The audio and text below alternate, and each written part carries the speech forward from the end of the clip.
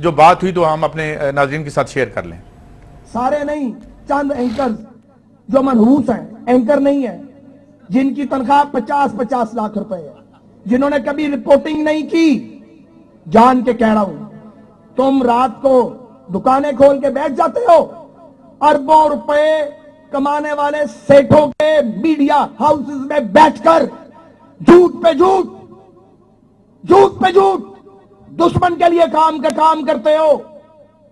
مثبت باتیں نہیں بتاتے, دکھاتے ہو لوگوں کو کہ لٹ گئی, ہر چیز تباہ ہو گئی. جھوٹو. بہت سارے اچھے ہیں, چاہے ہیں, چند جھوٹوں نے جیسے ایک مچھلی تالاب کو, مری ہوئی مچھلی گندا کرتی ہے, چند جھوٹوں نے پورا تالاب گندا کیا ہوا ہے. اور چند سیٹھوں نے جن کا میڈیا سے کوئی تعلق نہیں ہے, کوئی نان بیچتا ہے, کوئی روٹی بیچتا ہے, کوئی گھی بیچتا ہے, کوئی سونا بیچتا ہے, اور مامے بن گئے ہو میڈیا کے. جھوٹو, تمہاری بات کوئی نہیں سنتا. مسترد کر دو ان کو, ریجیکٹ کرو ان کو. افلاطون سنیں, سبجیکٹ کا پتہ نہیں, سبجیکٹ کا پتہ نہیں. میرے خیال میں بات ہم نے سن ہی لی. جناب مبشر صاحب آپ کو روکا تھا, پلیز آپ بات جاری رکھیں. مجھے لگتا ہے کہ NA-122 کا فیصلہ ہو گیا. خواجہ سعد رفیق جتنے حواس باختہ ہیں نا, وہ ان کی شکل سے جو ان کے اوپر ہوائیاں اڑی ہوئی ہیں, وہ اپنی شکست کا ذمہ دار انہوں نے میڈیا میں چند لوگوں کو ٹھہرانا ہے.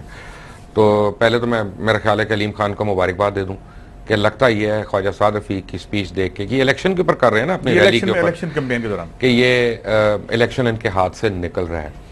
دوسری بات یہ ہے کہ رانا عظیم صاحب ہمارے پریزیڈنٹ ہیں PFUJ کے. میں ان کی وساطت سے آپ کو ایک بات کہنا چاہوں گا کہ صحافی ہر وہ شخص ہے جس کا تمام خرچہ جو ہے گھر کا وہ اس پیشے سے منسلک ہو. اور میں رپورٹر تو بڑی دور کی بات ہے خواجہ صاحب, اصل میں آپ ایک وارپ زون میں پھنسے ہوئے ہیں. آپ کو آپ کے گھر جو ہے, یا آپ کو تعلیم کا تو شاید عمل دخل کم ہی ہے, کیونکہ آپ گورنمنٹ کالج سے بھی اسی طرح آپ سسپینڈ ہوئے تھے, پھر آپ ٹرمینیٹ ہوئے تھے. جو اس کو گورنمنٹ کالج جیسی درسگاہ نے اس کو قبول نہیں کیا, 3 مہینے کے اندر اس کو اڑا کے باہر پھینک دیا. پھر آپ در بدر مختلف کالجوں میں جاتے ہوئے پھر اینڈ میں آپ کو MSF کی وجہ سے, مسلم اسٹوڈنٹ فیڈریشن کی وجہ سے MEO کالج میں آپ کو داخلہ ملا تھا.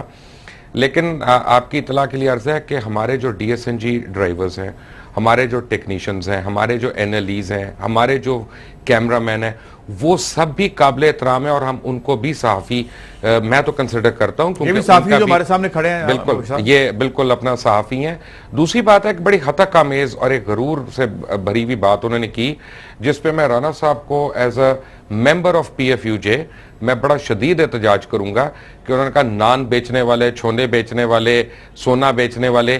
یعنی رانا صاحب آپ یہ دیکھیں کہ کچھ پروفیشنز کو وہ حتک سے دیکھ رہے ہیں کہ جیسے وہ گھٹیا پروفیشن ہے, نعوذ باللہ. حالانکہ ہر محنت کرنے والا محنت کش ہے اور قابل احترام ہے. اگر اسی طرح لینا ہے تو میاں نواز شریف تو لوہار ہیں, لوہا کٹنے والے ہیں.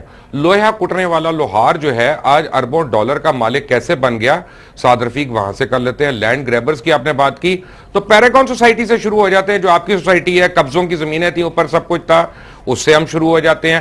منحوس تو وہ لوگ ہیں جو جعلی ڈگریاں لے کے عوام کا استحصال کرتے ہیں. منحوس تو وہ لوگ ہیں جو اپنا ٹھیکے اپنی من پسند کمپنیوں کو دیتے ہیں. منحوس تو وہ لوگ ہیں جو ادویات کے پیسے کھا کے سرکاری اسپتال میں ادویات نہ جانے دیں اور اس سے اپنی جیبیں بھر لیں. منحوس تو وہ لوگ ہیں جو اپنے خاندان کے سارے لوگوں کو اسمبلی میں لا کے بٹھا دیں جیسے باقی ملک میں لوگ نالائق ہیں. منحوس اور قابل مذمت تو وہ لوگ ہوتے ہیں کہ جو پینے کا پانی جو ہے اس کے اوپر کاروبار کریں, عوام کے کھانے والا گوشت, مرغی, سبزی اس کے اوپر کاروبار کریں اور اپنی دکان چمکائیں. وہ لوگ نہیں ہیں جو کرپٹ لوگوں کو بے نقاب کرتے ہیں, وہ لوگ نہیں ہیں جو کرپٹ لوگوں سے حساب مانگتے ہیں.